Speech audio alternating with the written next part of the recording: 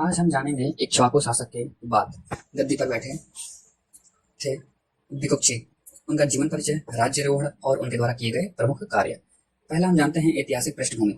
विकुक्षी सूर्य वंश के प्रारंभिक शासकों में गिने जाते हैं। यह वंश वैदिक युग में इक्ष्वाकु वंश के नाम से भी प्रसिद्ध था।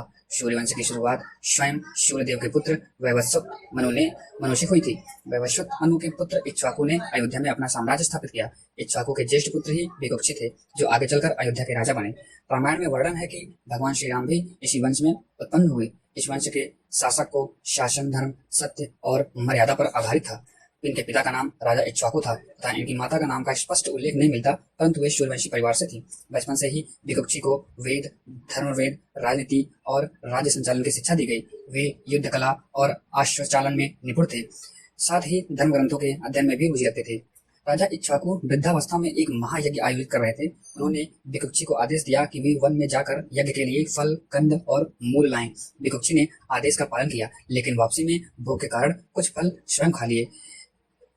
यह घटना इसलिए बड़ी मानी गई क्योंकि वैदिक काल में यज्ञ के लिए लाई गई सामग्री को पूर्णतः पवित्र और स्पर्श रहित रखा जाता था। विकुक्षी द्वारा फल खाना यज्ञ अशुद्धि माना गया। इसका परिणाम यज्ञ में सम्मिलित ऋषियों ने उन्हें दोषी ठहराया। राजा इक्ष्वाकु ने क्रोध होकर उन्हें राज्य से निष्कासित कर दिया।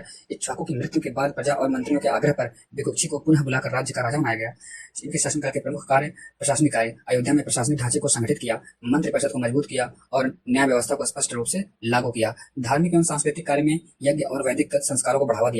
अपनी पूर्व की भूल से शिक्षा लेकर धार्मिक अनुशासन को कड़ा किया। आर्थिक सुधार में कृषि को बढ़ावा देने हेतु नहरों और जलाशयों का निर्माण कराया। पशुपालन और व्यापारों को प्रोत्साहन दिया। सैन्य कार्य में आसपास के छोटे राज्यों को जीतकर अयोध्या की सीमा का विस्तार किया। सीमाओं पर सुरक्षा हेतु किलों और प्रहरी चौकियों की स्थापना की। व्यक्तित्व और शिक्षा। विकुक्षी का जीवन यह सिखाता है कि मानव जीवन में संयम और मर्यादा सर्वोपरि है। प्रारंभिक भूल के बाद उन्होंने धर्म और प्रजा के प्रति अपनी जिम्मेदारियों को और गंभीरता से निभाया। वे दयालु, न्यायप्रिय और प्रजावत्सल शासक के रूप में प्रसिद्ध हुए। इनकी उपाधियां और अन्य नाम थे शशाद।